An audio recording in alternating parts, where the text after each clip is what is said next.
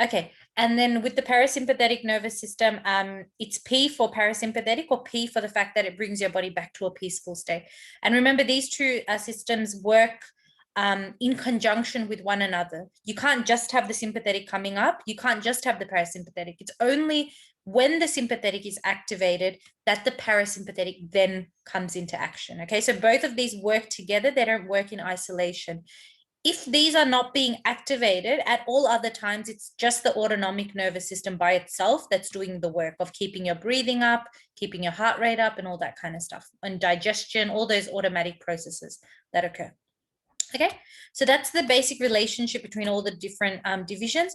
Listen, don't stress too much about memorizing these slides word to word, as long as you understand the basic idea of how the different nervous system divisions work together. Like in the example I just showed you with the sensation, and the motor, you know, how we pick up something, how we feel something is warm. Those examples we did in class with, you know, when you've got a scarf on your neck and you feel it's warmed, what are the processes involved?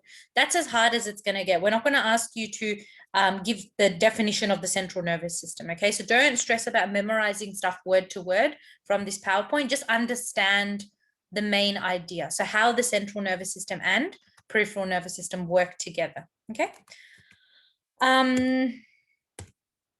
Yeah. Is that okay? Is that like enough? Let me know if you need me to explain it a bit more.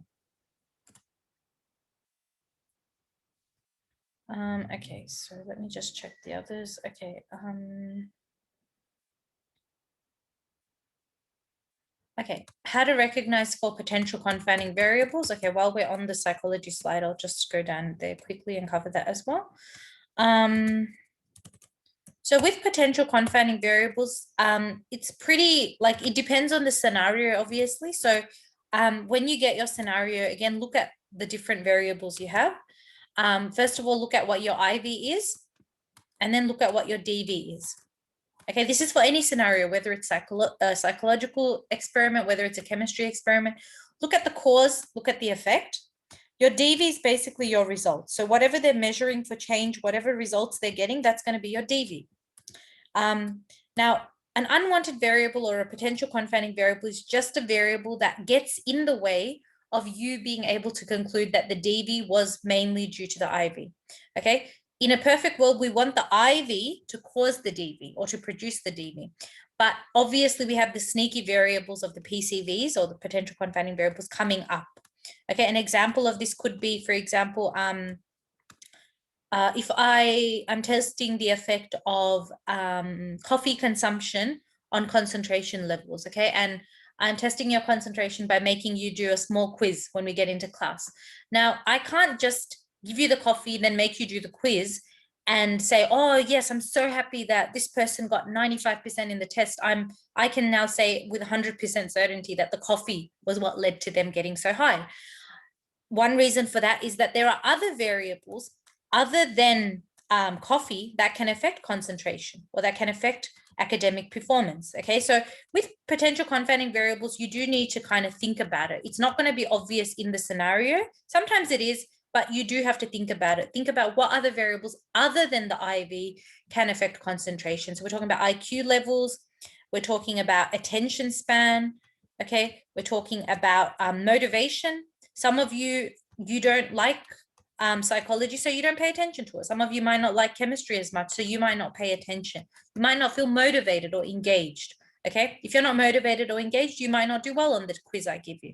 Okay, so all of these are factors other than the IV that kind of overtake the effect of the IV and thus act as unwanted variables. So that's how you identify a potential confounding variable in a scenario. It's any variable other than the IV that leads to a change in the DV. That's about it.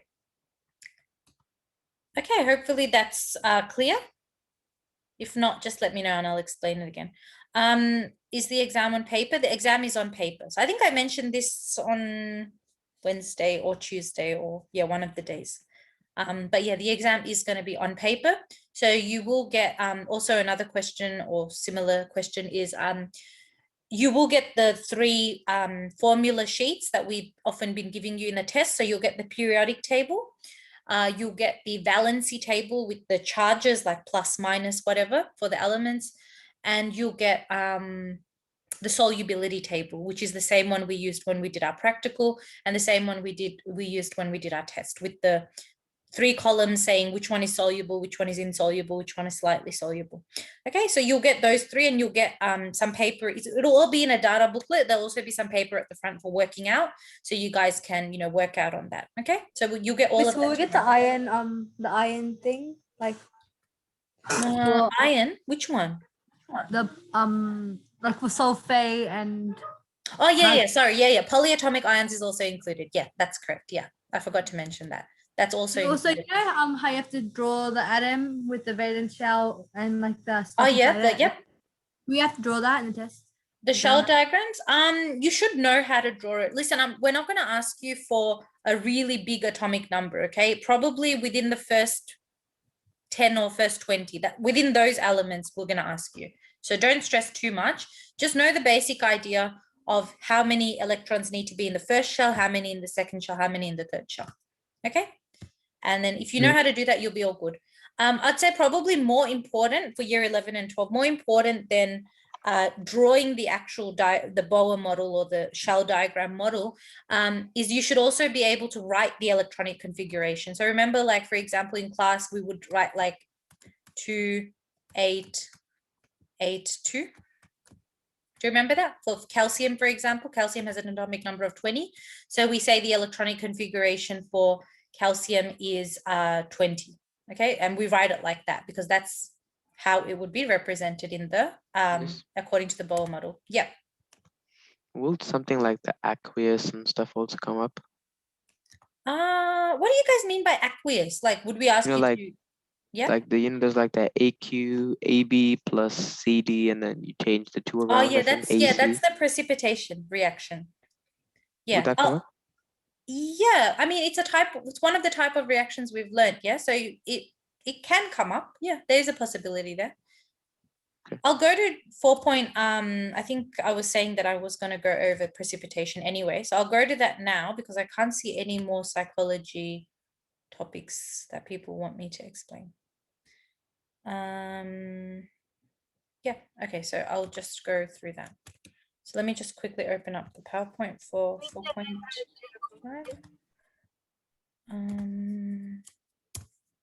Just give me 1 second. PowerPoints here. Okay, so 4.5. All right, so Nisha, there we go. Okay, so yeah, 4.5 was looking at solubility rules and precipitation reactions. Okay, so remember we said in a precipitation reaction, you've got everything else is an aqueous solution. Aqueous means that it's dissolved in water. Okay, what that basically means is that if we were to take this substance AB and then mix it with CD, as we did in the practical, if you remember, when you mix these two together, these two are actually dissolved in water. So they just look like a clear substance. There's no cloudiness in them. There's no sediment in them. They're completely dissolved in water. So whenever you see AQ means aqueous, and that means dissolved in water, which basically means aqueous substances are soluble because they are dissolved in water. Kind of the opposite of an aqueous substance would be a precipitate, okay? And that's why precipitates are solid, okay? Because they are not dissolved in water. And we saw that in the experiment. Remember when I mixed everything up and I brought it around to you guys when we did that practical? That is basically the precipitate. So some of those cloudiness that you saw, some of them formed like a jelly-like texture, very viscous texture there. Okay, that is basically the precipitate. That's the solid, the insoluble, meaning it was not dissolved. That's why it was so obvious to us that it was solid. That formed after we mixed two aqueous substances together. So initially these two substances were clear.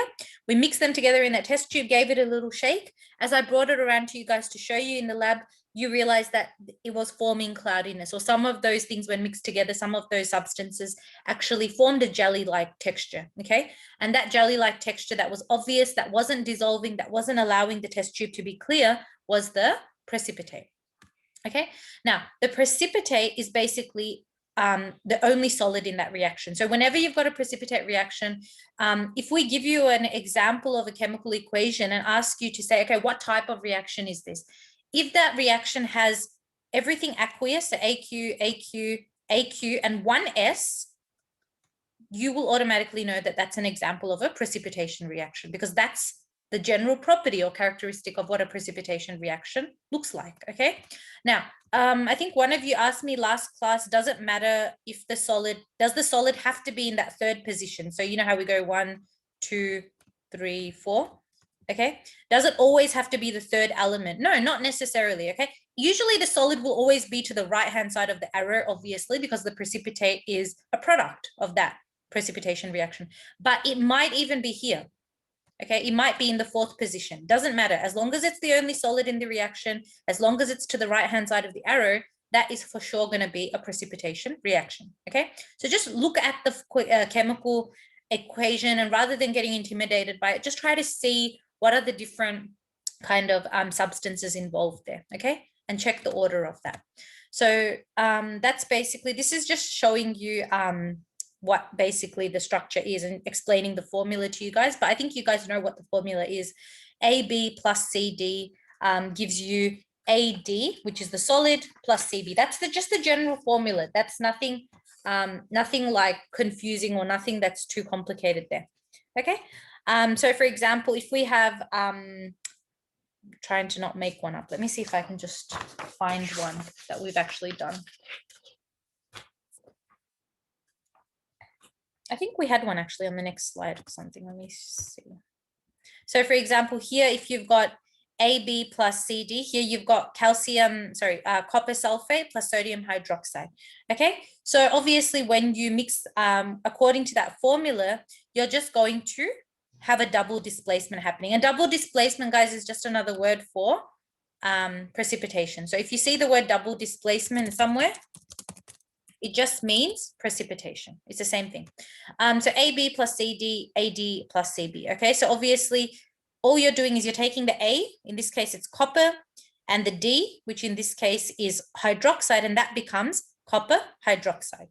Okay, and then you're taking the CD, so you're taking the C, which is the sodium, and then you're taking the B, which is the sulfate, and then you're basically turning that into sodium sulfate. And the reason that it's Na2 is because obviously we've done the switcheroo or the switching of the charges. So Na2SO4, because Na is normally positive charged. So yeah, that formula here, sorry, just give me 1 second. Okay, that formula there is literally just mirrored here. Okay, so that's the basic that's the basic idea there. Okay, another thing that you'll find is you might be asking, okay, Miss, how are we going to determine, how do we know which one is the solid? You haven't given us the S, you haven't given us the, that's why we're going to give you the solubility table in the actual exam, because the solubility table, and I don't know how many of you remember how to read this, but the solubility table is there to show you which substances form precipitates. When it says soluble, that means none of these will form precipitates. There will be no precipitate formed in the first column, okay?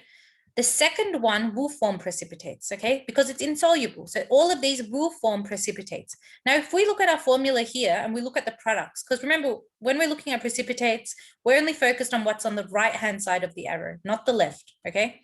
Because the precipitate is always a product. It's never a reactant.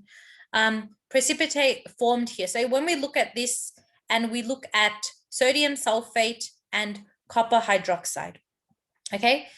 It says most hydroxides and sulfates form, okay, insoluble. They form precipitates. But then it also says that, most hydroxides form precipitates as well. And then that can be an issue, because then you're like, okay, well, which one is it? So you really need to kind of look at the fact that there are others as well in there that are soluble, okay? So for example, if we look at, if we look at copper, we have to look at the fact that, okay, is it a group 1 element, okay? Is it an ammonium salt? Is it a nitrate salt?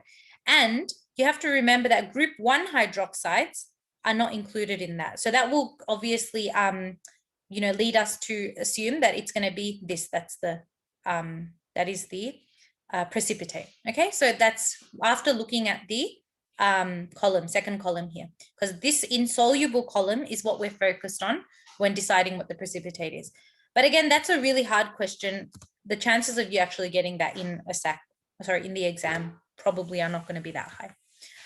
Okay, so yeah, that's basically just one example showing you that you do need to memorize this formula. We're not going to give you this formula, AB plus CD equals AD plus CB. Okay, remember that one.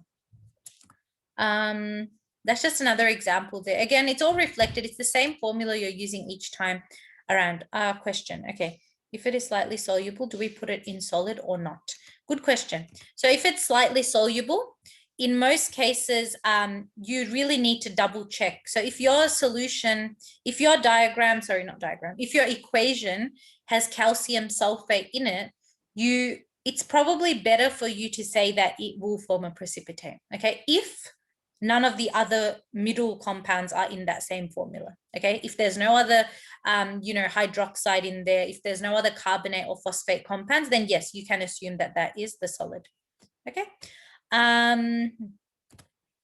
All right, let's see, what else do we have here? Okay, so yeah, when this is the same thing, so it's just mirroring the actual, formula. So remember our formula was AB plus CD equals to, going back to the formula, AB plus CD gives us AD plus CB. So that is literally just mirrored here, okay? And you can see in this case, lead iodide becomes the precipitate there, okay? Because it's just a double displacement. There's just a swapping of the compounds there. Now, another important thing when mentioning or talking about precipitation reactions is the role of the spectator ion, okay? So the role of the spectator ion, remember we talked about spectator ions as just being like spectators at a sports match. They just sit on the sidelines and watch. They're not actually involved in the actual precipitation reaction. Now, all spectator ions is whatever the precipitate is, you take that precipitate and you divide that precipitate into its two constituents. Okay, so you write Pb2 plus 2I. 2I comes from the two iodine molecules there. And then that gives us lead iodide, which is S. Okay, so aqueous plus aqueous gives us the solid. That is known as the ionic equation. If you're asked for an ionic equation, this is what you would write. If you're not asked for a specific ionic equation, you don't need to stress about this. Okay, we'll only really ask you for ionic equation if it's a precipitation reaction. Okay, so if it's not, then you won't be asked that otherwise. Yeah, that's literally, yeah, is there any confusion about precipitation reaction? I feel like we always go through this one whenever we have revision more than anything else. This is the exact same table you'll get tomorrow, okay? With the same Snape rule and all that stuff. So don't stress, you will have the table there with you. Question, do we need to know how to label a diagram of a neuron? Yes, you should. I will explain cortical representation. And okay, what are the 4.5? Yeah, any questions about 4.5? Like any doubts? You can always go back and watch the old video that we had as well, the one I posted on Schoolbox. I think we did a lot of 4.5 in that as well. Yeah, but that's the basic idea. Okay, so hold on, I'll just open up the psychology. Oh wait, no, there's 4.8, 4.9. Okay, I'll go through 4.8, 4.9 for chemistry, finish that off, and then we'll go back to psychology. So 4.8, 4.9, well, anyway, pretty straightforward.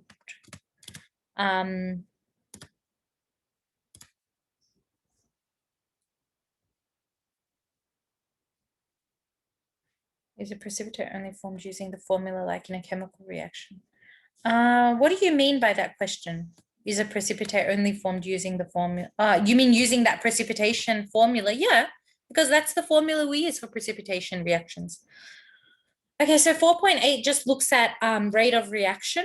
Rate of reaction means how fast the reactants reactants means how fast the substances or compounds involved in a chemical reaction collide with each other. Okay, so that's the basic idea there.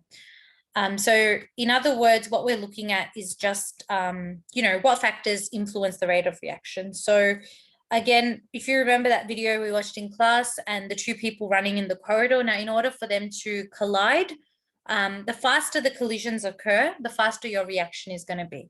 So the molecules, there are a few conditions for those molecules to collide. Number one, the molecules have to be in the correct angle or the correct orientation, we say. They also need to have enough energy. Okay, so you can't run down a corridor. You can't have two people running down a corridor, for example, if they're tired. They need to have enough energy to charge them up, to get them to run. Okay, so those are the two main underlying factors that influence collision theory. Okay, and there are a number of extra things that we can do to actually increase the rate of collision. So number one, we can increase the surface area, which is the total surface or the total kind of breadth of space that we have to actually have that reaction occurring.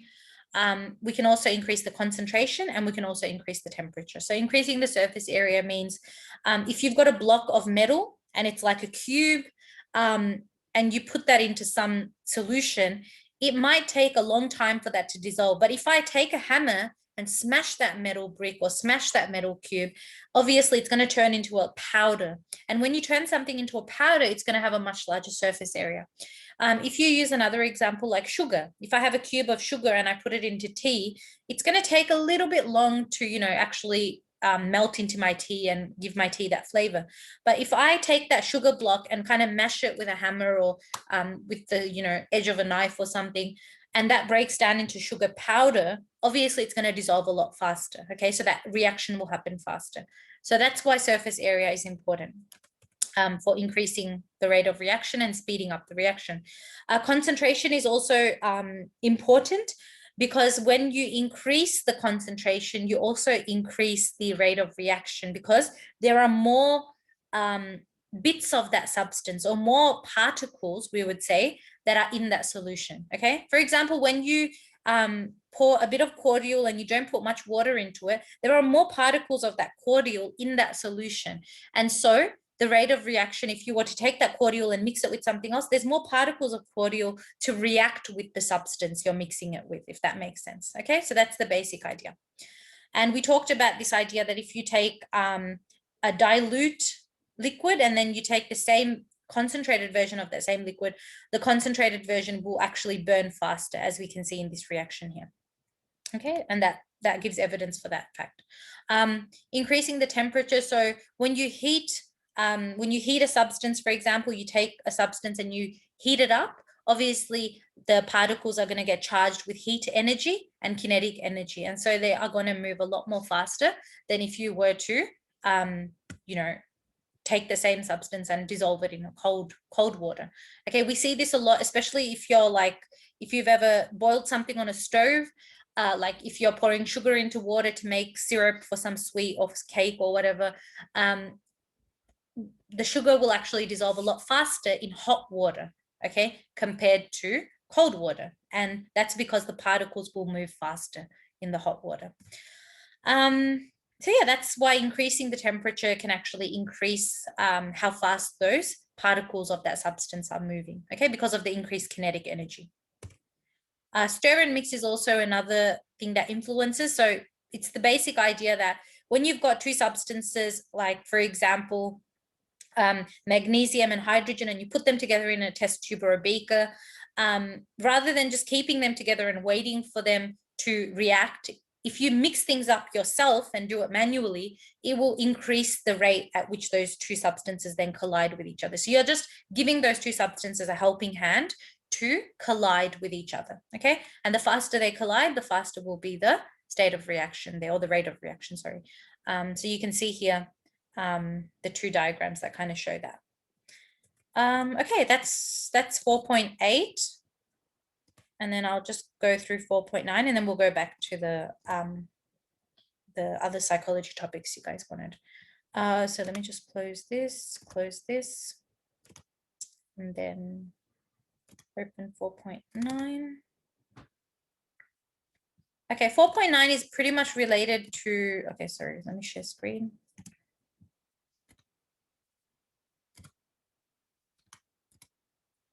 Okay. 4.9 is pretty much related to 4.8. It's again talking about increasing the rate of reactions and doing so with a specific substance called a catalyst. And a catalyst is something that increases the rate of reaction without being used up in that reaction. Okay. And how they do this is they work by lowering the activation energy. Now, with the catalytic converters in cars, don't stress too much about this. You don't need to memorize this formula either.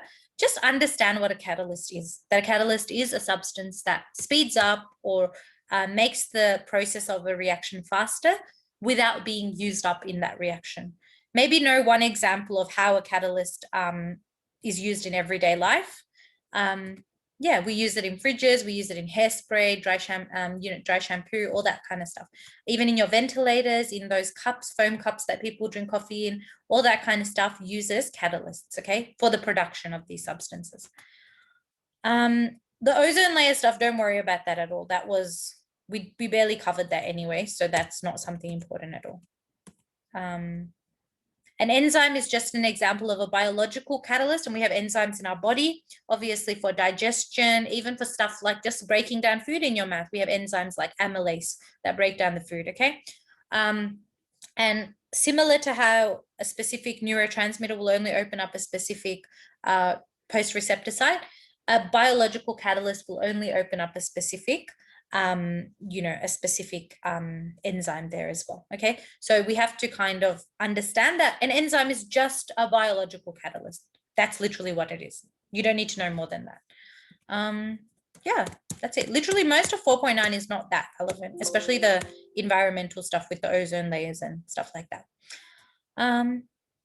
Yeah, okay, cool. So that's 4.9 kind of covered. Okay, what other chemistry stuff do we have? Let me have a look.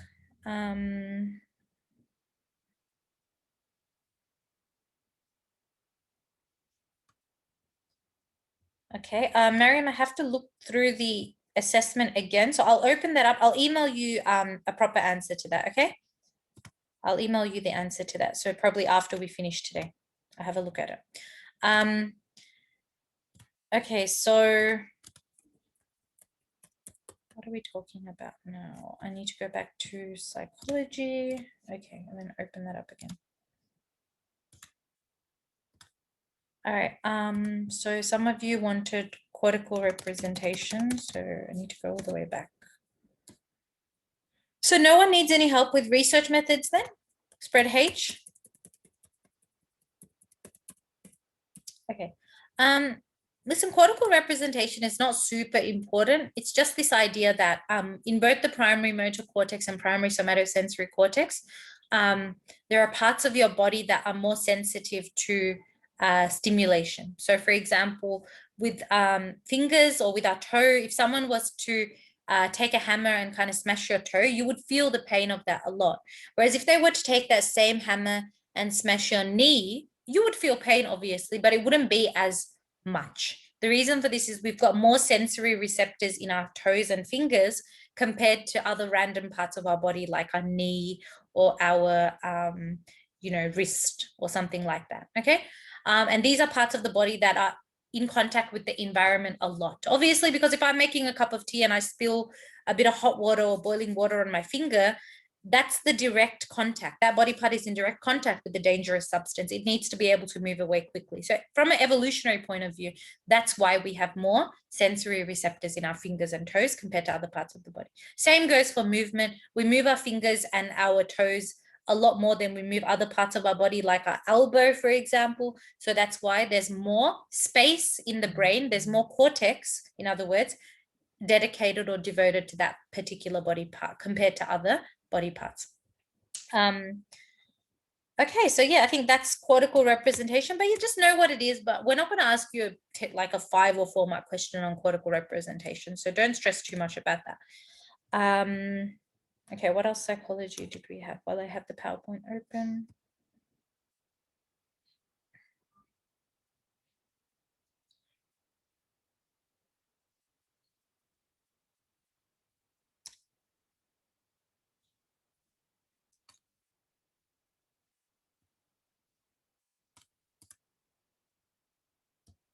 Okay, conclusions. I'll go through the conclusions then.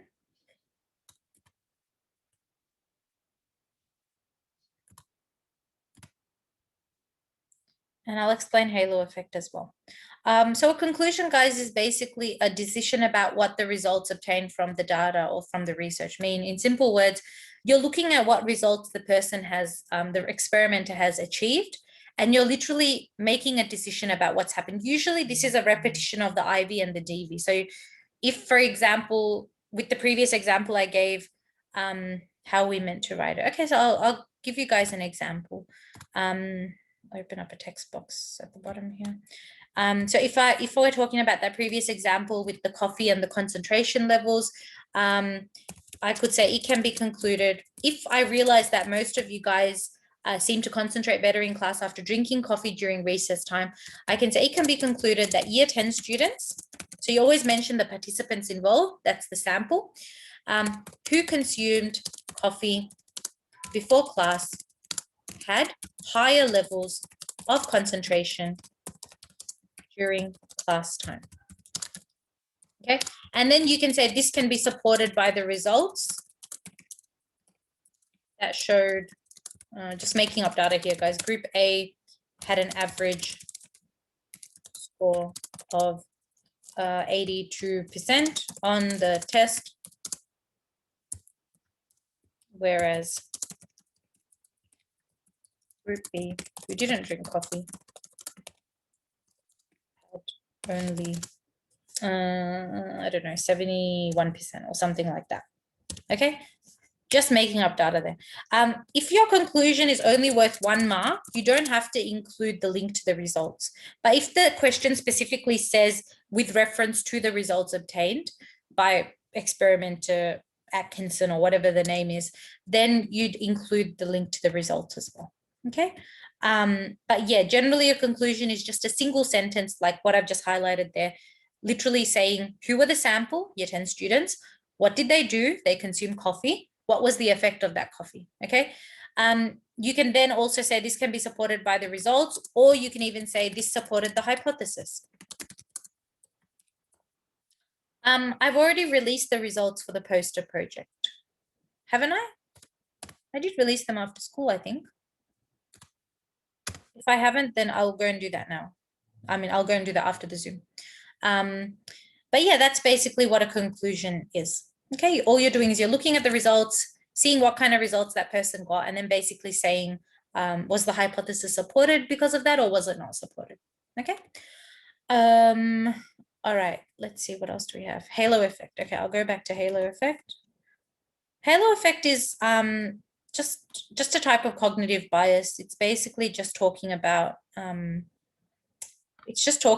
how people make an incorrect or faulty judgment. Okay, so this is the slide. It's basically this idea that we look at one quality or characteristic of a person, and then we make conclusions or we make assumptions about their characteristics in another aspect. So I look at someone and I'm like, oh, they're so pretty, or oh, they're so beautiful, or oh, they're so handsome. And that causes me to then think, oh, because they're so pretty, they're probably really friendly as well. Or because they're so handsome, they're probably very outgoing, or they're very well liked by people, or they're very sociable, which means they make friends easily, okay? Which might not necessarily be the truth, but because I'm so kind of in awe of how they appear physically, I'm kind of like brainwashed almost. I have this cognitive bias in the sense that I think about, I make assumptions about who they are without actually probably getting to know them very well. So that's what the halo effect is. What do we need to know? Would we need to know the lobes of the brain? Yes, you do need to know the lobes of the brain. So for the lobes of the brain, just know where they're located in the brain. So at the front or the back or the side or whatever. And then just know one function for each. Okay. What do we need to know about the 2 experiments? Okay, that's a good question. So with the 2 experiments, all you need to do, and I will come back to types of power as well. With the 2 experiments, don't stress about the details. I know I went crazy and put like the whole Wikipedia article of Zimbardo studying this. Well, not really, but yeah, kind of. You don't need to know every single detail of this. All you really need to know, to be quite honest, is probably what the aim of his study was, which is the second dot point here. And I mentioned this as well, even in the test as well, before you did the test for this topic. And I mentioned this in class as well. You don't need to know every single itty bitty detail. You just need to know the basic idea. So this is the aim of his study. You need to know that. You need to know basically that Zimbardo got two groups of people. He got a bunch of guys. One group was the prisoners and one group were the prison guards. That's obviously a main feature of the experiment. You need to know that Zimbardo's study was about power and status. Okay, don't mix the two up. It was only about power and status. It wasn't about obedience. Some of you in the in the test, I remember, started to confuse the two. Okay, I know that the prisoners in Zimbardo's study did show obedience by following the instructions of the guards, but obedience was not what Zimbardo set out to investigate, okay? That was Milgram. That was the electric shock experiment. That was different. So you need to be able to separate the two. Zimbardo is focusing on status and social power. So learn that aim, that second dot point of this slide. Basically, Zimbardo aimed to show blah, blah, blah. Know that he divided the groups of boys into prisoners and prison guards, and know this whole slide here.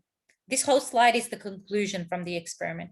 And the conclusion basically just repeats the aim again and just tells you what the moral of the story is. We all remember what the experiment was actually like after watching the video, so you don't need to know specific details. We're not going to ask you what happened on the second day of the study, what happened on the first day. No, we're not going to ask you specific details like that, okay? So even if you just learn this slide only for the experiment, for Zimbardo's experiment, you should be all good. Okay, as long as you remember the basic idea.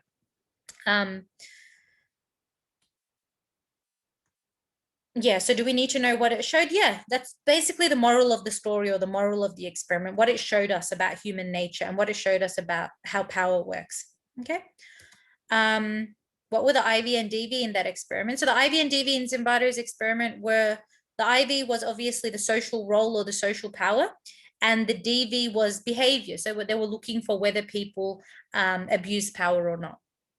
Okay, do we need to know about monomers and polymers and types? Okay, so with monomers, polymers, honestly, probably just know what a polymer and a monomer is, okay, but you don't need to know it in detail, okay? So we already tested you guys on the polymerization diagram, you know, that crazy diagram with the squiggles and the C's and all the H's and stuff. So we're not going to ask you about that again, most likely in the exam, but you should obviously know what a monomer and polymer is. So at least the content you should know, okay? We're not going to ask you to draw it again, but that doesn't mean there won't be any questions on drawing, okay, necessarily, okay?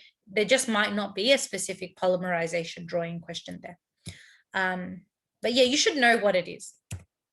Okay, with the obedience experiment, again, if you just know what the what that results and conclusions are, this slide, you'll be all good. I think because we watched the videos on these almost 2 times each, most of you do remember what the experiments are, okay, from those videos. Again, with the Milgram experiment, we always talk about the 65% number, that 65% of teachers went on to give the maximum shock, okay? So that's probably an important number for you to remember, okay, in case we ask you a question on it. Is the exam on paper? Yes, the exam is on paper. What else do we have? Oh yeah, guys, also in both of the experiments, Milgram and Zimbardo, understand why there were ethical issues in both. Why were the participants at risk of harm? Okay, obviously in both experiments, participants who were taking part became very stressed. So be able to explain why they became very stressed and reasons for that. Okay, that's about it. What else do we have? Types of power. Okay, so I'm going to go back to types of power. Okay, so these are the types of social power. So just know what each one is. It doesn't have to be a word-to-word definition, but just know what each one is, how they're different from each other, I guess, in other words, and just one example for each. So this slide kind of gives you all that information. Some of the names of the types of power give away the definition for you. So if you look at reward power is the ability to give a reward to someone, okay? Not everyone can do that.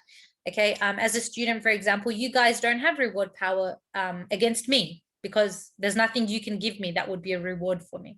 But I can give you a reward. I can give you a merit point. I can give you extra marks on something for doing, you know, extra work for me. Okay, I can give you a sticker if I want. I can give you stuff that acts as a reward. So that's reward power. Coercive power is, if you're good with your vocab, you would know coerce means when you coerce someone to do something, you're forcing someone to do something. So it's kind of got a negative element to it. So coercive power is your ability to give negative consequences. In other words, your ability to punish someone. Okay. A student can't really punish a teacher, but a teacher can punish a student. Okay. An employee can't punish their boss or their employer, but an employer can fire an employee if they want to, which can be punishment. Okay. All that kind of stuff. So legitimate power is having like genuine legit power. It's like power that we see in society. Okay. It's like even someone who's like working as a CEO in a company, they see this person who's got legitimate power in society and they feel like they have to obey them. They don't feel like this person is below them. Okay. So literally think of the most common ones, like a police officer. Literally the minute you're driving down the street and you see a police officer, you get a little bit jittery. You're like, okay, well, am I making sure I'm following the rules? How's my speed? Blah, blah, blah. Okay. Everyone sees a police officer as a legitimate source of power there. Okay. Referent power. So referent power is this one. We remember we had this in the test as well. Most of you got it right. It's about, you know, you're referring to someone. Okay. Someone's like a role model to you. It doesn't always have to be a famous person. It can even just be a friend or a popular person at school that you want to be like or be liked by. Okay. Expert power. So having special knowledge and skills that are desirable or needed. So if you've got a university professor who's a professor on biology, he's really valuable. He has a lot of power over his students who depend on him to learn something for their exam. You know, if we're talking about, you know, an infectious disease specialist, they're an expert in their field. Expert means that they've studied for years and years. There's nobody like them. They've got the exact knowledge we need. Informational power is different from expert power because informational power, you don't have to have studied for 10 years in biology or 10 years in infectious disease to have informational power. Informational power might be something like, you know, might be something like you having an older brother or sister who's done VCE, who knows what VCE is like. And for that reason, they're able to give you specific information that you don't have elsewhere. Okay, so that's basically informational power. It's not necessarily like, oh, I did 10 years of biology, I'm an expert, but it's just like any bit of information. You can have informational power over your friends. So for example, and I know this happens a lot, if the previous class has already done something in class, you know, and the other class hasn't done it yet, like a quiz or a test, you might ask them, okay, well, what was on the test? It might be a different test, but still you're curious. Okay, that person who's already done the test has informational power over you because that information is useful to you because you're yet to have done the test and it's not available elsewhere. Okay, so I hope you guys understand the difference between expert power and informational power. They're not the same thing, although they're often confused as being the same thing. Okay, so that's basically types of power. How many chemistry questions are there in the exam and also psychology? It's literally an equal spread. So it's, yeah, I can't remember how many, but it's basically an equal spread. Yeah. Again, some of the research methods questions are neither are like applicable to both. For example, if we were to ask you, okay, I don't know, define an experiment. That's a question that applies to both psychology and to chemistry, if that makes sense, because it's just a general research methods question. So it really depends, but it's just a general mix of both. Okay, I'm looking, what other questions do we have? All right, what other topics? Okay, can you give an example of a limited combustion reaction and excessive combustion reaction? We haven't really looked at limited combustion and excess. I think you mean complete combustion and incomplete. Complete combustion is basically when the combustion occurs in the presence of a lot of oxygen, okay? And that's like, remember the example I gave you where like, if I want to light a fire in the middle of the forest, I can light a fire very quickly and that fuel can burn very quickly because of the vast amount of oxygen that's in the air around me. Incomplete combustion is when I can still experience that combustion reaction, but I don't need a lot of oxygen for that to occur. And we talked about the carbon monoxide as an example of that. So if I was to, you know, reverse my car into my garage, close everything, not have any oxygen or fresh air kind of coming in, and thus not having oxygen, and I start up my car, obviously the fuel in my car, my engine, it's going to ignite. I'm going to be able to turn on the car, and all the smoke that kind of builds up doesn't need oxygen to kind of keep burning, if that makes sense, or keep going. So that's incomplete combustion, because oxygen is not required in large amounts. Okay. But for your basic general examples of lighting a fire, burning fuel, obviously all that stuff, we need vast amounts of oxygen. So those are all examples of complete combustion. Okay. And you need to know that combustion basically requires hydrocarbons. Okay. That's why one of our main products of combustion, which is methane, has the chemical formula CH4, C being carbon, and then 4 hydrogen atoms in there, okay?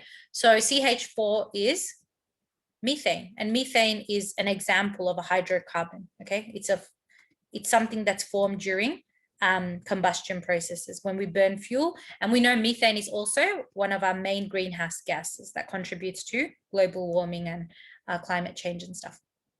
Okay. I still don't understand the solubility chart. Okay, why is that? Let's have a look at the solubility chart. So I'll open up 4.5 again. Okay, what specific part of the solubility chart doesn't make sense? Yes, you do need to know the diagram of a neuron. So you should be able to label it, just like what's the dendrite, what's the axon, what's the myelin sheath. Yeah, you should know it in general. Yeah, what specific part of this table is kind of confusing?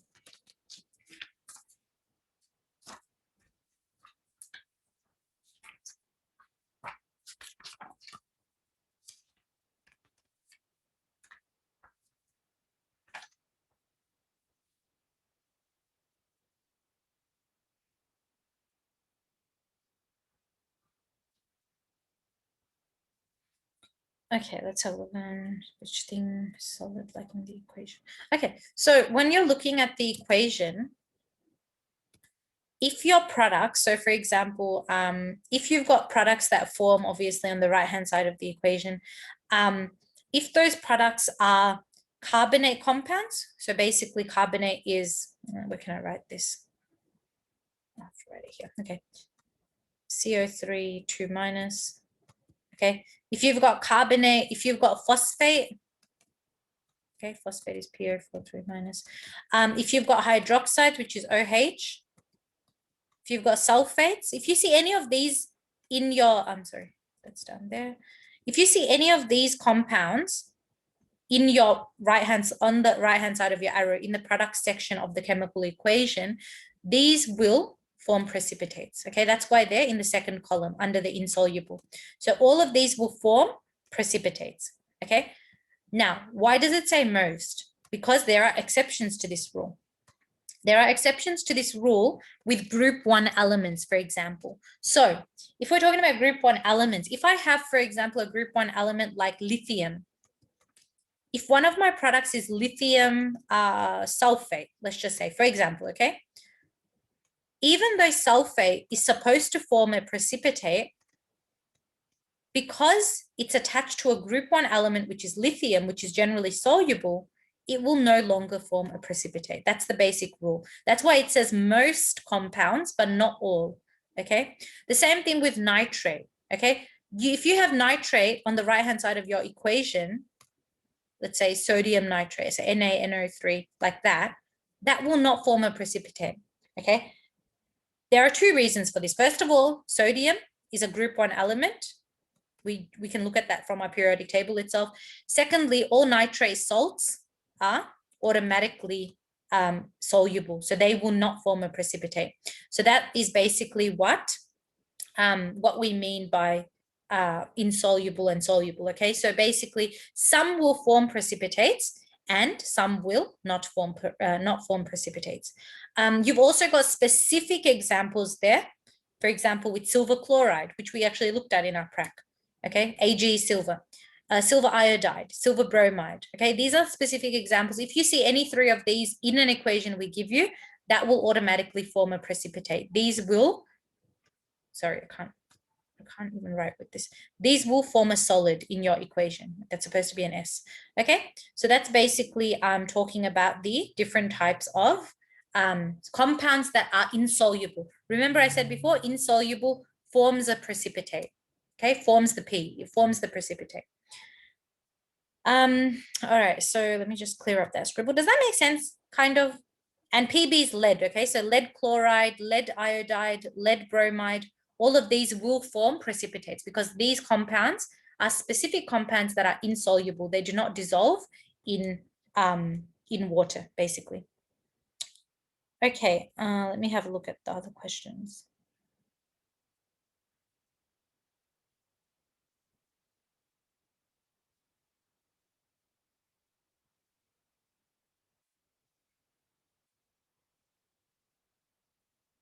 Okay, can you explain what slightly soluble means? Yeah, sure. So with slightly soluble, you can see there's not many compounds in slightly soluble. We've only got calcium hydroxide, we've got silver sulfate and calcium sulfate here. Now, what do we mean by slightly soluble? Slightly soluble means that these things can form precipitates, but only under certain conditions. But only under certain conditions. Now, those conditions can be, remember we said some elements or some compounds can form precipitates, but if the room is too hot or the room is too cold, they won't. So the temperature, whether you heat the substance or compound or not. Okay, sometimes some substances, like calcium hydroxide, for example, if you heat the substance, you might be more likely to see a nice and clear precipitate there, like a clear, obvious solid forming compared to having it at room temperature or in a room that's too cold. One of the reasons we said for some of the precipitates not forming when we did the practical, or when the other classes did the practical, for example, was maybe the room was too cold. Maybe it wasn't the temperature that we wanted. Okay. And okay, question, when do you use that? See how? Yes, correct. So there are conditions. Yeah. Listen, if we are going to ask you to really utilize this third column of slightly soluble, we would give you information or extra detail. So we would say, okay, this test tube was then heated, or this test tube was then put in a cold room. Remember, guys, we also said another thing is time. Remember in that first experiment we watched on reactivity of metals, it wasn't related to precipitate, but the same principle applies, that some substances, when you mix them together, they don't show a precipitate straight away. They need some more time. In our prac that we did, obviously, it was very rushed, and we weren't really giving a lot of time for the precipitate to form. It was just a few seconds. We're just mixing and shaking that test tube, trying to see is something forming. Maybe if we'd given it a few more minutes or maybe half an hour, things would have been different. Okay, so slightly soluble means that these things can form precipitate or can form solid, but only under certain conditions. You can't read, obviously. Sorry, not you can't read. We know that you can't just decide which one is which. If we want you to talk about these or look at the third column of this table at all, we will give you extra information relating to that, okay? Generally, you don't need to worry too much about this column. It's not going to be that difficult or that far-fetched, if that makes sense. You're just focusing on these two columns mostly, okay? Will we need to describe a chemical reaction? What do you mean by describe a chemical reaction? Like, you mean like classify, like classifying a chemical reaction? Well, also I need to project one thing. I did upload the, what's that called? What's that thing called? The common acid reactions worksheet that I showed you guys in class on, when was it? I can't even talk anymore. yesterday, yeah. So I showed you guys in class on Thursday. So I'll just quickly open that up and show you guys. So that you can obviously have a look at that as well. So I'll just share that, share screen.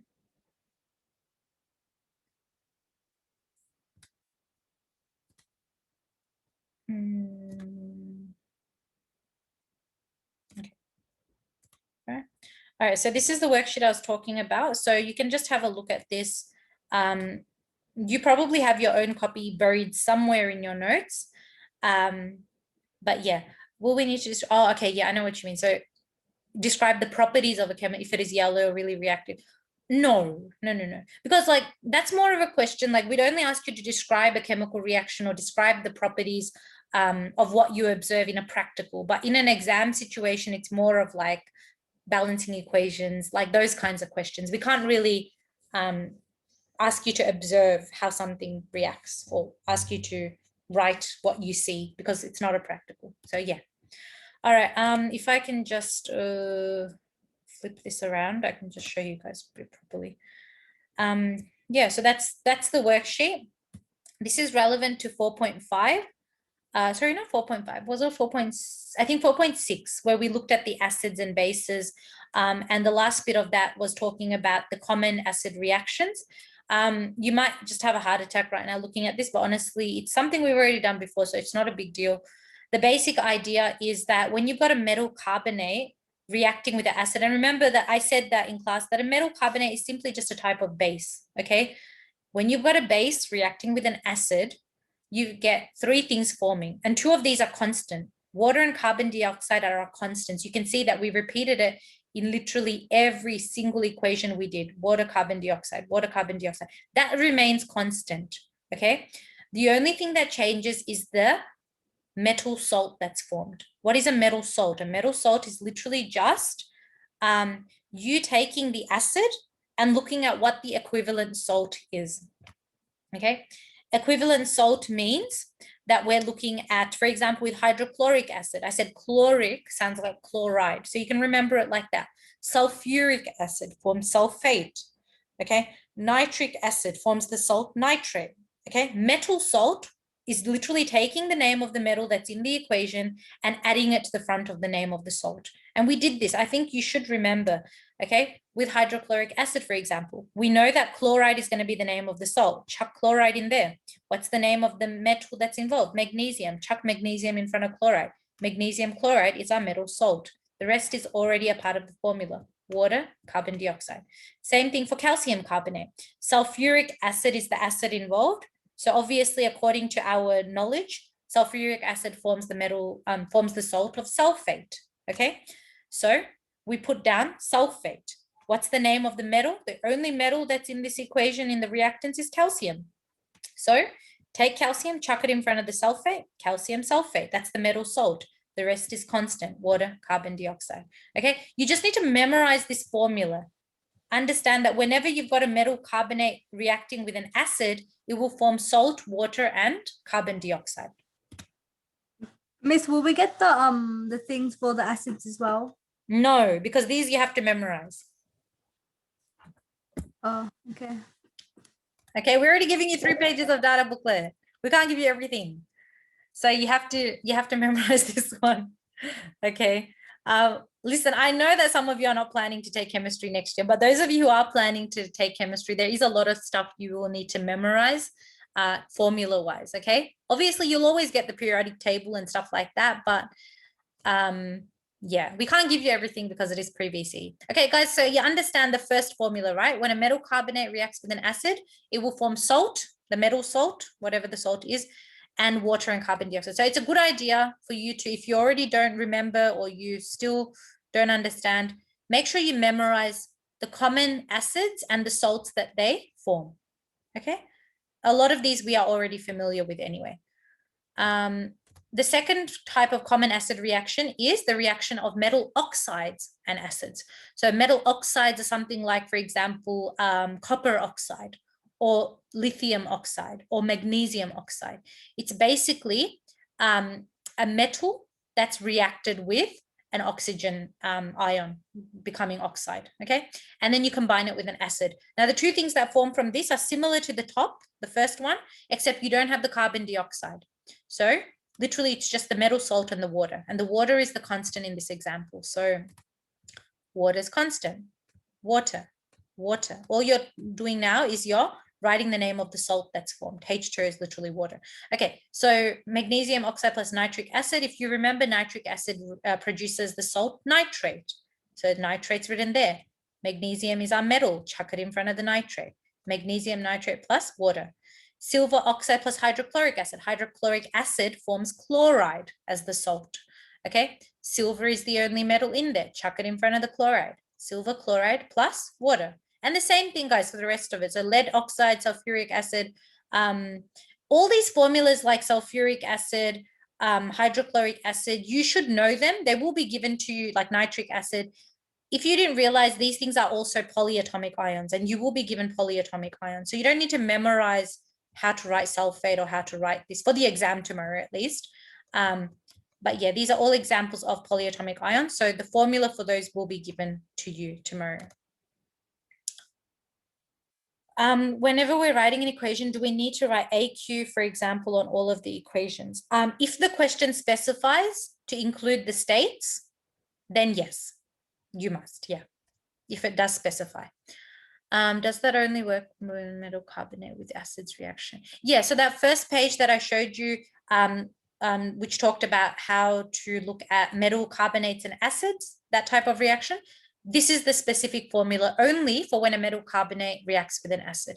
So metal carbonate means anything with the CO3 2 minus. Okay, CO3. If, for example, metal carbonate could be calcium carbonate, which would be CaCO3. Okay, no balancing required because both of them have a 2 charge there. Okay, so that's the basic idea. So anything with the CO3 reacting with the acid is going to be, as we can see here, everything in the answers here has a CO3. So if you see a CO3 at the beginning of the equation and there's an acid reacting with that in the left-hand side, then obviously that's a clue that that's a carbonate and acid reaction there. Okay, and you know then what products you can expect: water, carbon dioxide, and calcium nitrate, and that's just the metal salt. The name of the salt formed from the acid and the literal metal element that comes in front of that. Okay. Okay, and the last page is looking at, sorry, let me clear all the drawings. Okay, last page. Oh, and guys, one more thing. A reaction of metal oxides with acids is also known as a neutralization reaction. And this is in your book as well. A neutralization reaction is literally a reaction where salt and water are the main products. Okay. The third page, which is for some reason is sideways. Let me see if I can fix that. Oh, nope. Let's try that again. And again. Okay, good. So the third one is the most simple reaction of all. It's literally when a metal, single metal element reacts with an acid. Okay, that's the easiest. It's literally hydrogen and lithium sulfate, the salt, the metal salt. So in this case, metal salt plus hydrogen. And remember, guys, I told you yesterday in class, whenever we write hydrogen, a lot of you sometimes make the mistake of just writing H, but that's wrong because hydrogen is a diatomic molecule. So it has to be H2. There are 2 atoms of hydrogen in the molecule there. Okay, so H2 is the correct notation there. So when you write hydrogen in an equation, it must be H2, never H. Never H, always H2. Be careful there.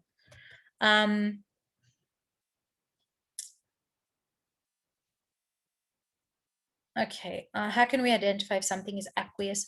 Aqueous is generally just your solution. So usually in an equation, unless they ask you for the states, you don't have to. Honestly, most substances in a chemical equation are aqueous. They are dissolved in solution. So with the case of precipitation reaction, everything is aqueous except for the precipitate that's formed. And unless you're talking about something like hydrogen gas, which would obviously then be G, that would be in a combustion reaction, or you're talking about plain old water, which would obviously be a liquid. Everything else, like compound-wise, like lithium sulfate, for example, that would be an aqueous. Okay, not aqueous, sorry, not in this case, but in general, whatever compound we're forming, for example, calcium chloride would be aqueous. Okay, it's just because those two compounds or those two substances, if they don't form a precipitate, then they can't be solid. They're not a gas. They're not a liquid. So they're aqueous. Yeah. Okay. Whoops. Okay. So yeah, just an example here, lithium plus sulfuric acid. So if we remember, sulfuric acid forms sulfate. So lithium, put the sulfate there, chuck the name of the metal element in there, lithium plus hydrogen. That's the formula. That's the constant. That's what we see in every single equation on this page. Hydrogen, hydrogen, hydrogen, everywhere. Okay, all the H2s are there. Now, same thing for lead and nitric acid. Nitric acid forms a nitrate. Okay, so nitrate, chuck it there. Look at the name of the metal, chuck the name of the metal in front of the nitrate, lead nitrate. That's the metal salt. Okay, you can't have just nitrate by itself because then it's just salt. It's not a metal salt. Okay, the name of the metal must always go in front of the name of the salt that is formed from the acid. Acids will always form salts when you put them in equations. If it's hydrochloric acid, it will always form chloride. You'll always have the Cl. If it's sulfuric acid, you'll always have an SO4. You'll always have sulfate forming, okay? Remember this rule when you're looking at or analyzing a chemical equation, that the acid, if you've got an acid in your equation, you will have the salt forming from that acid in the products located on the right-hand side of the arrow. Okay, we see this for every single example on this page and on the previous pages too. Miss, what's chloride's charge? Chloride is a -1 charge. Okay. Miss, what about lead? Lead is PB. I think it's 2+. Yeah, I think it's 2+. Miss, when you write We're going to give you the, we'll be giving you the valency table tomorrow. I think it does contain a few of the common valencies of elements. So you should be able to use that hopefully as well. Okay. Sorry, what was that? Miss, when we write the acid like sulfuric acid and stuff, is it always H2 and then the acid's name, symbol? For this type of reaction, yes, but not always. So H2 might not always be in the, remember in the neutralization reaction, it wasn't there, hydrogen wasn't there, it was just salt and water. The reactants, when you're writing the sulfuric Oh, acid, you mean for the reactants? I thought you meant the product. So you mean for sulfuric acid? Yeah, that's the formula for sulfuric acid. Is it always H2? Yeah, H2SO4. Yeah, that's sulfuric acid. Sulfuric acid is different from sulfate. So obviously they will have different chemical formulas as well. Do you guys know sulfuric acid is literally just hydrogen sulfate? That's another name for sulfuric acid. It's hydrogen sulfate. That's where the H2 comes from. That's the other name for sulfuric acid, hydrogen sulfate. That's hydrogen and that's the sulfate. And obviously the sulfate by itself is just SO4. Does that make sense? You guys will get the specific formulas for the common acids. I think hydrochloric acid we all know is HCl. That's pretty the common one we use. But you will get the formulas for the common polyatomic ions and stuff tomorrow. Okay, so don't stress about that. We will be giving you a physical data booklet. So now you don't have to go back and forth on EP because the exam's not on EP. We'll give you the physical data booklet and you can go through that and look at the formulas for polyatomic ions and valencies and all that stuff. Yeah, this was kind of the main thing I really wanted to go through, and I'm happy I've gone through it because a lot of you were a bit clueless on Wednesday when I showed you this paper. Hopefully you've found it. If you haven't found it, it's okay. Go to Schoolbox. I've uploaded it under the files. Read through it and understand it, and understand that there are 3 types of common acid reactions that can occur, and all of them are related to metal salts, and the metal salts that form as a result of an acid being the reactant of a reaction. Okay, like I said before, whenever you have an acid, regardless of what type of acid it is, whenever you have an acid as a reactant in a chemical equation, you will have a metal salt that will form in the products to the right hand side of the equation. Okay, all right.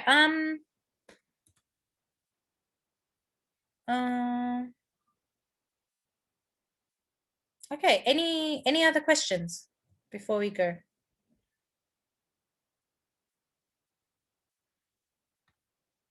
All good. All right, cool. I don't want to keep you guys for too long. I do want you to do your own study. If you have any questions, I'll hang around for another 5 minutes or so, but if not, you're free to go. So all the best. Email me if you have any questions, and I'll see you guys tomorrow. Also, remember before you leave the Zoom, remember tomorrow we will be in our normal classroom. A lot of you always get mixed up and go to science lab. We're going to be in that normal classroom, the last classroom near the doors that we're always in. Okay, so that's where our exam is going to be. Bring everything, bring your pencil case, and you're also allowed to bring a scientific calculator, by the way, according to your exam front cover. So I don't teach year 7 to 9 science, so I'm not sure about whether you're normally allowed to bring a calculator, but it says you're allowed. So if you have a basic scientific calculator, you can bring that. That's an allowed item. Okay, you might need it, so just bring it if you have it. If not, then you can always share with someone who has it in the class. It's not an issue. I will release the results for the Psych poster project. I really thought I had released them, but I will release them now again, because apparently that didn't work. Okay, I'll release them right now. Mariam, I have to open the book, so I'll go grab the book from my bag and then I'll have a look at those questions. Yeah. Okay, guys, the rest of you are free to go. I am just going to release the posters now. So all the best, and I'll see you guys tomorrow morning. Bye. Thank you, Miss. No worries.